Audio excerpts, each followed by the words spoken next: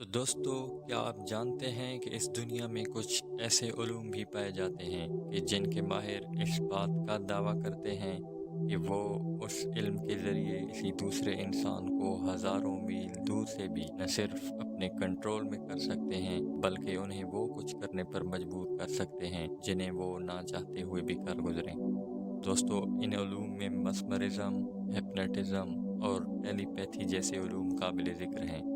तो आज की वीडियो में हम सिर्फ टेलीपैथी के मौजू पर ही बात करेंगे कि क्या वाकई ही टेलीपैथी के ज़रिए किसी दूसरे इंसान के जहन को कंट्रोल किया जा सकता है या कुछ ऐसे ही चंद कारनामे जो इस इल्म के माहिर इसके इस्तेमाल करने का दावा करते हैं, ये किस हद तक मुमकिन है। दोस्तों, टेलीपैथी एक वसी साइंसी इल्म है जिसे एक और इसरार रूहानी इल्म भी कहा जाता है, जिसके ज़रिए एक जहन बिल्कुल वाज़े तौर पर किसी दूसरे जहन से ख़यालात का राब्ता कायम कर सकता है, चाहे वो दूसरा जहन हज़ारों मील के फासले पर ही क्यों ना हो। टेलीपैथी की तारीख इतनी ही पुरानी बताई जाती है जितनी पुरानी इंसान की अपनी तारीख है। अल्लाह की तरफ से इंसान को पैदाइश के साथ ही फ़िक्र व ख़याल की क़ुव्वत दे दी गई है जो उम्र के साथ साथ बढ़ती रहती है, और इसी सलाहियत को गैर मामूली तौर पर बढ़ाने का नाम ही टेलीपैथी है।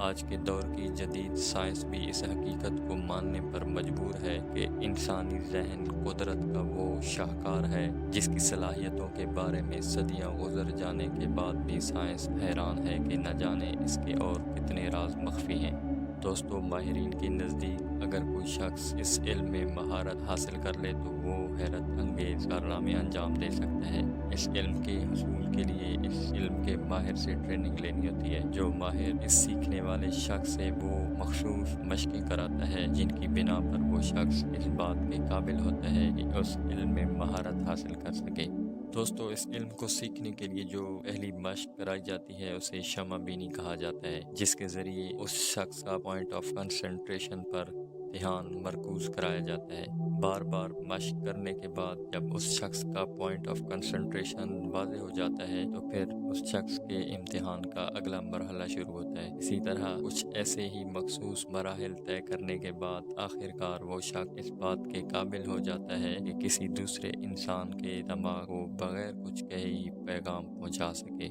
इसके अलावा एक और चीज़ भी है जिसका इनकार ना तो साइंस करती है और ना ही अफराद, और वो ऐसी चीज़ है जिसे हम रूह से तशबीह दे सकते हैं, और अगर हम इसकी रूहानी हकीकत को तस्लीम करने से इनकार कर दें तो फिर हम कुदरत के बाज़ पहलुओं का इल्म हासिल ही नहीं कर पाएंगे। दोस्तों, इंसान का मादी जिस्म के अलावा एक और जिस्म भी होता है। एक अक्स जो हम आईने में देखते हैं, दूसरा जो हमें साए की शक्ल में नज़र आता है, और तीसरा अक्स जो कभी नज़र तो नहीं आता लेकिन महसूस ज़रूर होता है, और यही तीसरा अक्स ही टेलीपैथी के इल्म में नुमाया समझा जाता है। माहिरीन का कहना है कि जब हमारा जिस्म सो जाता है तो ये रूहानी अक्स हमारे जिस्म से निकल कर अजायबात की दुनिया में चला जाता है, और चूँकि ये अक्स हमारे जिस्म से इस हालत में भी कुछ ताल्लुक़ रखता है तो इसलिए हमारा शऊर भी इस रूहानी मनाजिर को देख लेता है जो हकीकत में कुछ नहीं होता। इंसान के इस रूहानी अक्स को हम ज़ात भी कहते हैं,